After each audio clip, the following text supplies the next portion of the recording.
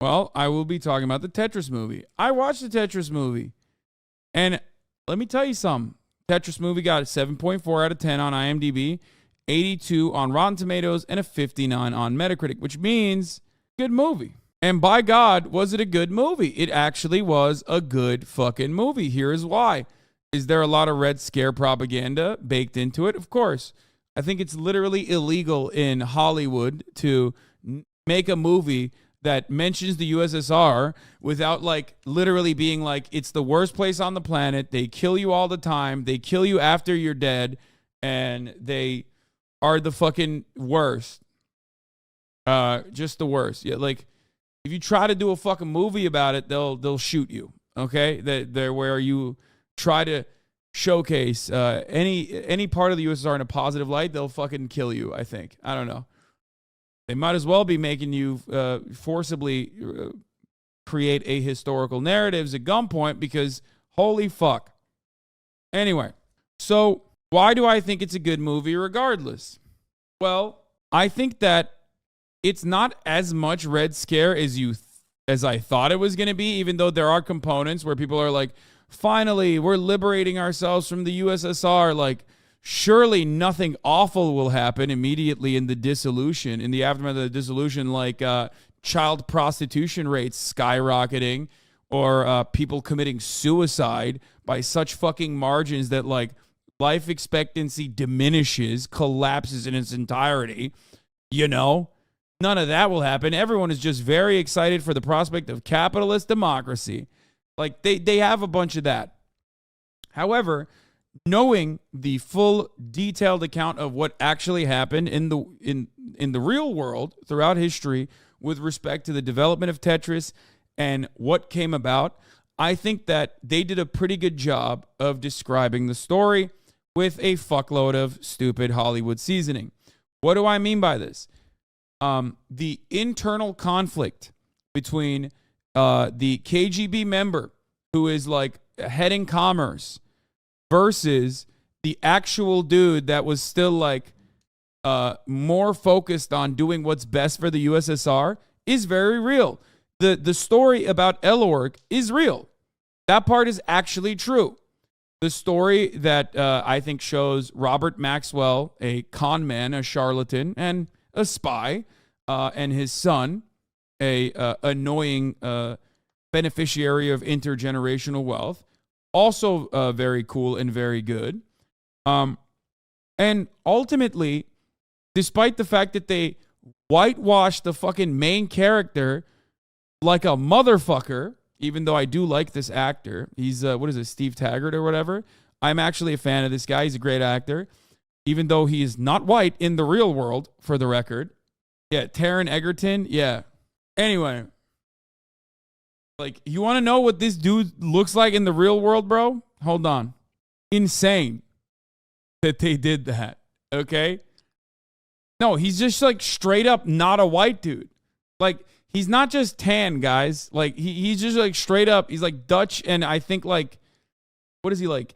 He's like Indonesian or something. Like, he's not like a tan white guy. They literally made him out to be just a white dude from Texas, which is pretty funny.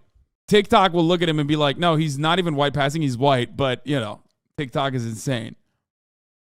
Anyway. So, the true story of Tetris, as we've covered on this broadcast before, revolves around Alexei Pajitnov, who makes this fucking wonderful video game for funsies, and the mass distribution of it, and then also the illegal, even by capitalist standards, IP ping pong, as I like to call it, with like 17 different mediators that basically are fighting over patents or fighting over distribution rights over a game that like the USSR never actually fully gave to any of these fucking parties. So I think that's not what whitewashing means, my guy.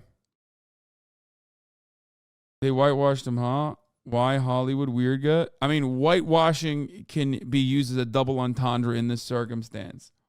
It has multiple meanings, but yes, taking like an Indonesian Dutch dude and then turning him into like a white guy that is like from Texas is adequate. To use the term whitewashing here is adequate. Like, you can whitewash war crimes and make it seem like it's different.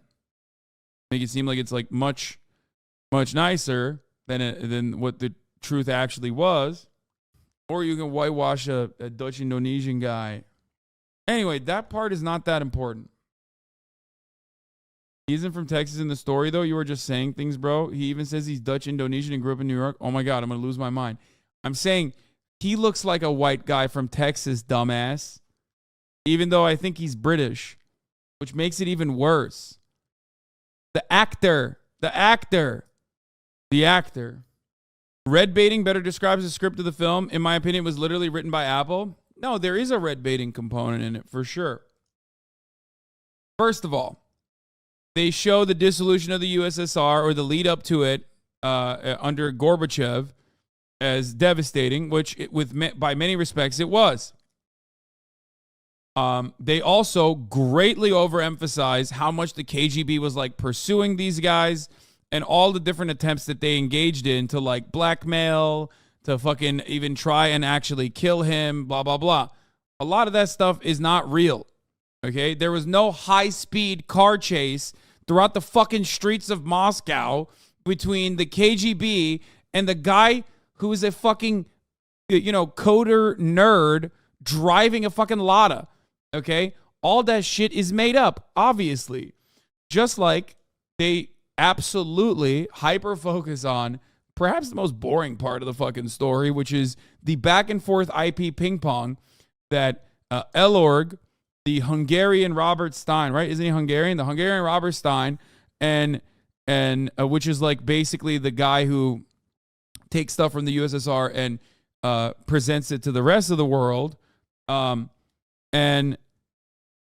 Robert Maxwell, and also Hank Rogers. Are you telling me that every historically accurate movie that action parts, scenes that were fake parts? Yeah. So the what is this, Tetris 2023 versus the real story? I'll just say it like this. Parts of it that I actually thought looked like fucking red baiting that actually wasn't. Are you ready for this? Western oligarchs' involvement with Gorbachev, like Robert Maxwell's relationship with Gorbachev, okay? Consistently saying, no, Gorbachev is our friend. Western capitalists trying to utilize the no monetary compensation concept when they're engaging in dealings with the USSR. That part is real, okay? The internal conflict amongst those who are party loyalists versus like USSR loyalists versus people who recognize that the downfall was inevitable and wanted to absolutely do everything they can to make out like bandits and become oligarchs. Vladimir Putin is literally this guy in the fucking movie, okay? Not like exactly the same, not in that exact same situation, but like every single person that inevitably ended up owning Gazprom and all of these oligarchs in Russia are this guy. So that part was actually very historically accurate, even though I don't know what the fuck happened to this guy in the real world. So I don't really know I don't know what like this guy did. Him getting arrested in the end is also bullshit, I'm pretty sure. But the picking apart of all of the wealth of the USSR by Western bankers collaborating with like, KGB members or people involved in commerce in any capacity, like internally. Like, that shit was real, okay? That is a real experience that actually played a significant role in what inevitably became the oligopoly, the oligarchy that is Russia, okay? Modern Russia. So that part, even if this person isn't real, and he certainly did not get fucking arrested, let's be real, especially under Gorbachev, come on now, because that's what happens at the end of the movie, is they have to tie it on with a Hollywood seasoning. That part is actually very real. There was a lot of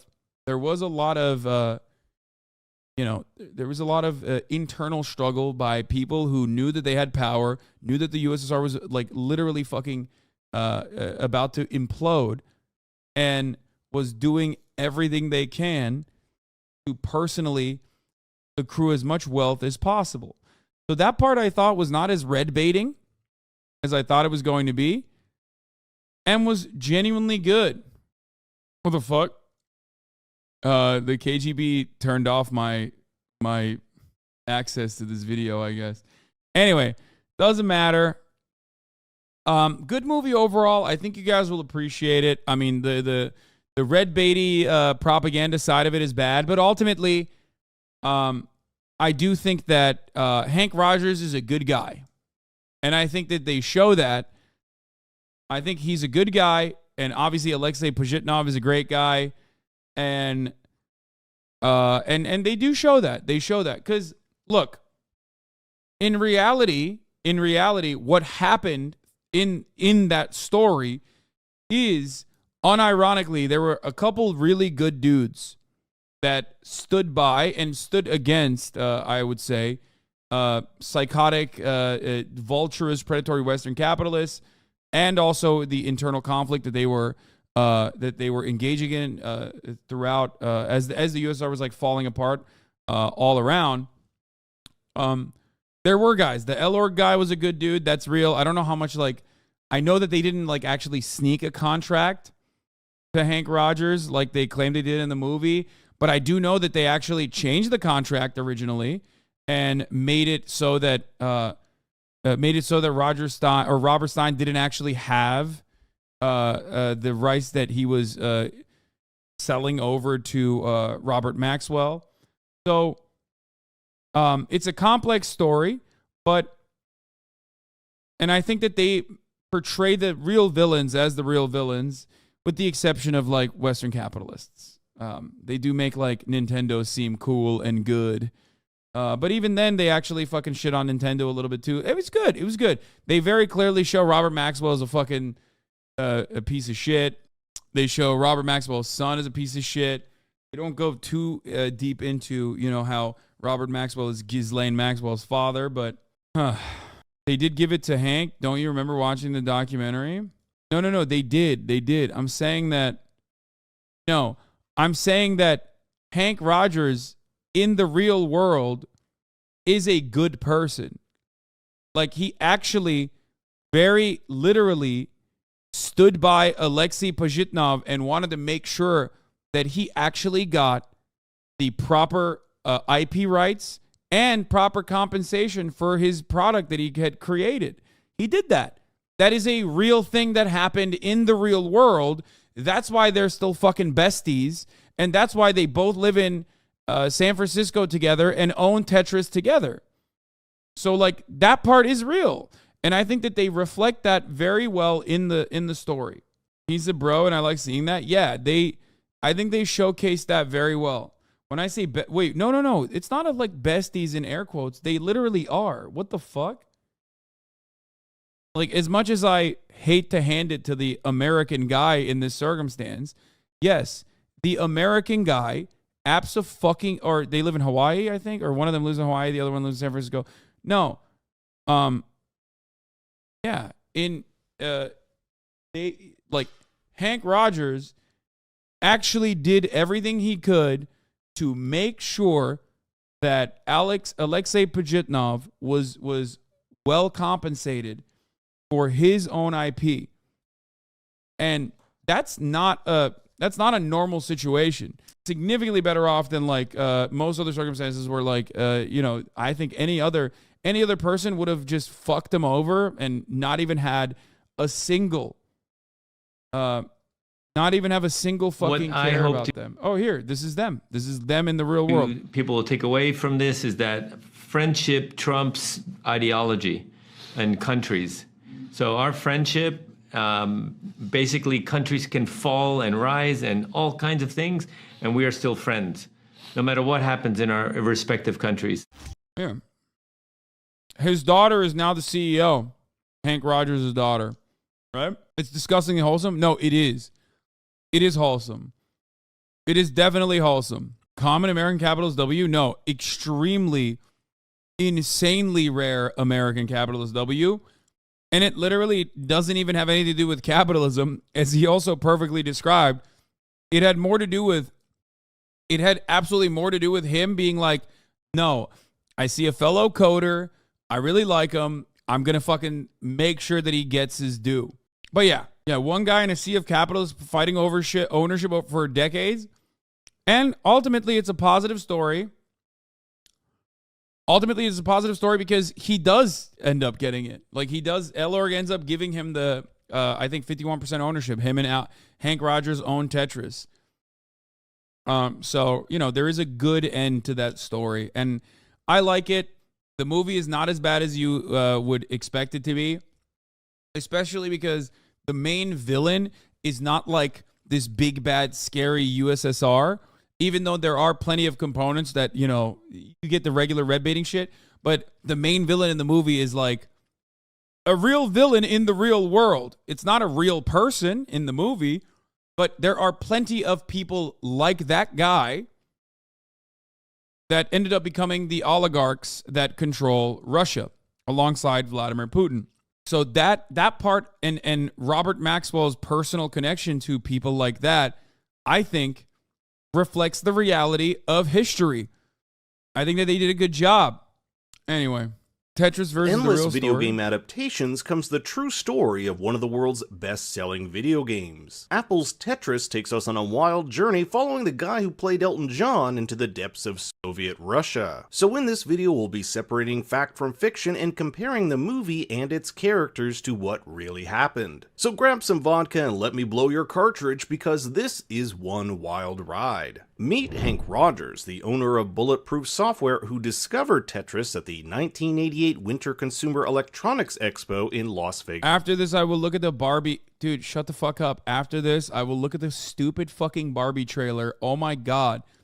Just hold on. Nevada. After playing, he was immediately hooked and was put in contact with its exhibitor, Britain's Maxwell Communications. This is where Robert Maxwell comes in, the company's founder and chairman, who also happens to be the father of infamous child abuser Ghislaine Maxwell. So basically a family of upstanding citizens. You'll notice some of the characters, including Russian leader Mikhail Gorbachev, refer to him as a politician. That's because Robert Maxwell was a member of British Parliament from 1964 to 1970. Some of the more confusing aspects of the Tetris movie is who owned the rights to the game, what— Yeah, he was more than just a politician. He was also a spy.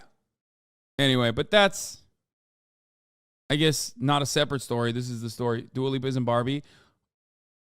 Remember when I said, I am finalizing getting a puppy and it's making me feel so good that it's like I'm letting chat's annoyance like wash over me.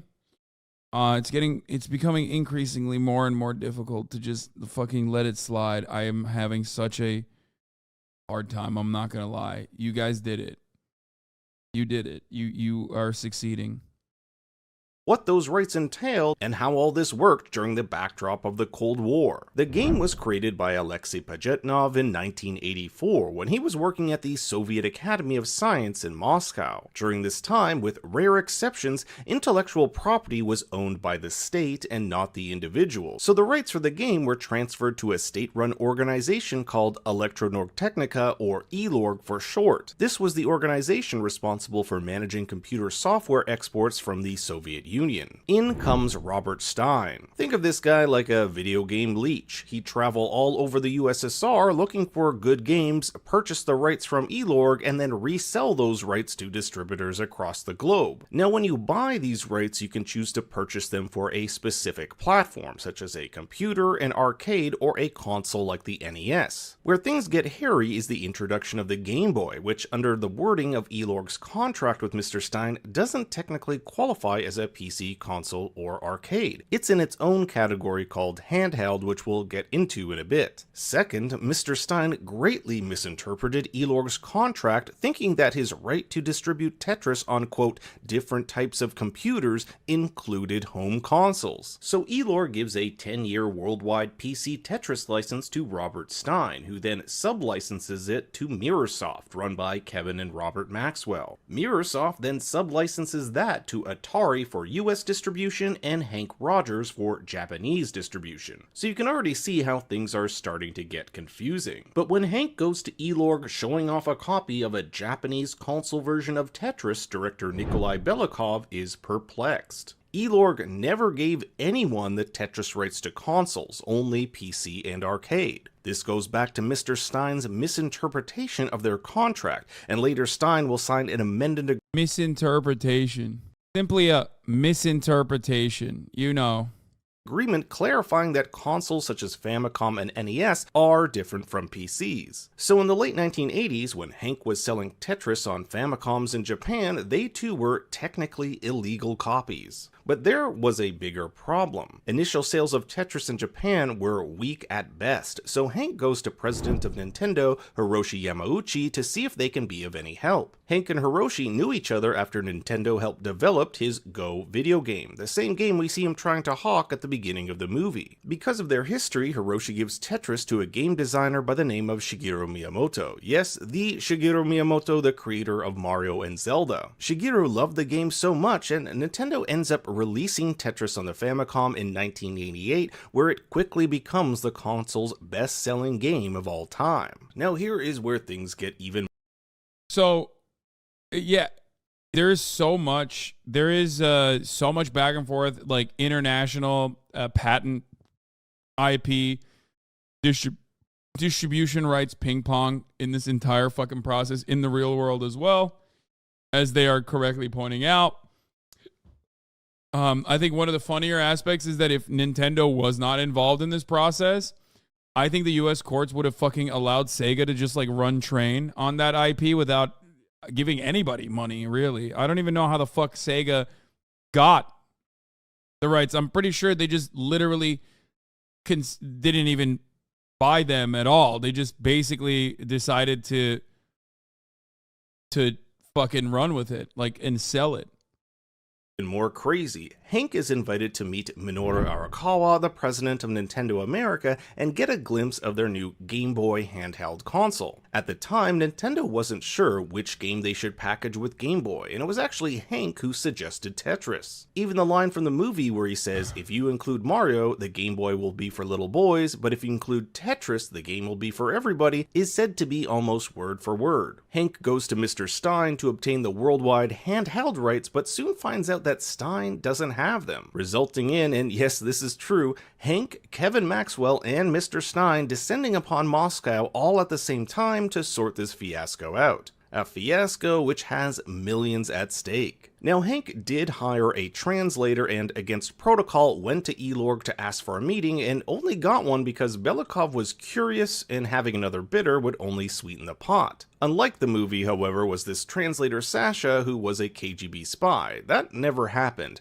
nor his wife Akemi being threatened at their office in Japan. All of that was added for extra drama. While the movie suggests Belikov was roughed up by the KGB, all we really know is that he was closely kept an eye on by Soviet authorities and even had his files reviewed. Gorbachev did keep an eye on Belikov's negotiations, but as the film lays out, the General Secretary of the Communist Party was too busy keeping his country together to worry about the sale of a video game. Now, the film highly dramatizes this race against time as the various parties fight to gain their rights, but in reality it was a far more civil matter. Elorg chose the company that was willing to pay the most, and yes, Kevin Maxwell tried to offer them encyclopedias in exchange for the game, thinking the Russians weren't interested in money, but rather an exchange of intellectual properties. Alas, there was no KGB officer by the name of Valentin Trifonov who attempted to extort Robert Maxwell in exchange for the Tetris rights. Rather, his character is more a metaphor for the greed and corruption that bloated the Soviet Union at the time. And I do think that this was, well, first of all, that's an interesting analysis. I do agree that this metaphor is correct. it's just like in collaboration. No, that's not the Red Scare. No, guys, these motherfuckers literally exist. They're still in power. Like, what do you mean? Vladimir Putin is this guy, okay? Vladimir Putin is literally this guy. Like, there are many guys like this guy. They all own the fucking... You're so wrong. Okay, shut up, Altbeam. I hate this chat so much right now. I haven't talked about the Clarence Thomas thing yet. Like, current present Russian oligarchs that control almost all of the industry are guys that were, people that rose through the ranks of the party and basically sold off the wealth of the USSR piece by piece to Western bankers and Western capitalists and Western oligarchs. They did that. So that metaphor is technically correct. That metaphor is not wrong. Okay? So understand that. There's no distinction between this guy and the larger Soviet Union. He's meant to represent communism. That's all I'm saying. It's true that the collapse involved despotic crooks stripping the USSR piece by piece. No. You missed the other part. The Elorg guy, I think they even make Gorbachev look good in this, which I don't even agree with, first of all. They present this guy as a dude that's like somehow worse than Gorbachev when he was like basically doing everything under the behest of Gorbachev. If it was more historically accurate, it would be conducted under the reign and under the watchful eyes of that administration at the time. So the Elorg guy, who legitimately did change the contracts out to fuck over Robert Maxwell and Robert Stein, that guy is a real dude. I forget what his name is. Okay? I don't remember what his name is, but that's a real dude that worked at Elorg at the time, and he did end up defending like USSR's best interests, and even Alexei and Hank Rogers. That part is actually real. So I think that they showcase that very well. They showcase that distinction very well. Time. So not only did Hank Rogers leave the USSR with the handheld rights for Nintendo, but because of the misunderstanding over the definition of what a computer is, he also got Nintendo the console rights, which led to a legal dispute with Atari, who at the time was publishing Tetris on their consoles. This would later be resolved in court in Nintendo's favor. The film also depicts a budding friendship. Why is chat extra feral today? Did something happen? Like, I can't help but notice that, like, chat's being, like, extra weird today. I don't know what it is. They always attack you, man. Is it the way I don't know if it's the way I'm receiving it, whereas normally I would just, like, let it wash over and just not focus on it, but I don't know what the fuck it is. Like, a lot of you motherfuckers are, like, rabid dogs in the chat currently, and I don't know what the fuck that's about. It's, like, extra stinky. Between Hank and Tetris's creator, Alexei, which is true to real life. The two hung out, and Alexei even took him out drinking and gave him a tour of Moscow. For 13 years after its creation, Alexei didn't receive a cent for his work on Tetris. It was only until Elorg became a private company and the Tetris rights expired that Hank and Alexei joined together to buy 50% of the Tetris rights, with Nikolai Belikov purchasing the other 50%. Then, 10 years later, in 2005, Belikov would sell his half, giving Hank and Alexei full ownership of the game. The film also shows Alexei and his family moving to America, which is true. Hank helped Alexei immigrate to Seattle in 1991, where he later founded his own software company called Animatech. A happy ending, however, cannot be said for all our characters. Robert Maxwell, while on trial for stealing hundreds of millions from his company's pension funds, mysteriously died after years. Yeah, did he fall? Did he jump? I wonder what happened to Robert Maxwell. How did he die? I'm going to make a lock right now. I don't know if this is a cliche already. Here's my lock. The Barbie movie is Joker for homosexuals. And you are just as fucking unbearable as the straight white dudes that love Joker. Okay? The Barbie movie and its reception is literally just the Joker. What Joker is to straight white guys, the Barbie movie is to women and the gays. Just as unbearable. Urinating off the side of his yacht, falling into the water, experiencing a heart attack, and drowning. Although some have speculated this could have been suicide or he was offed by international assassins. As stated in the film, Hank's daughter Maya, who we see throughout the story, became CEO of Tetris Company, while Hank has focused much of his time on several community and sustainability-oriented organizations. So while Tetris may not be 100% true to life, for a story that mostly deals with contracts, it found a way to be pretty entertaining. I hope you enjoyed this video and will consider. All right, let's fucking watch the goddamn stupid ass fucking Barbie trailer now that's been ruined.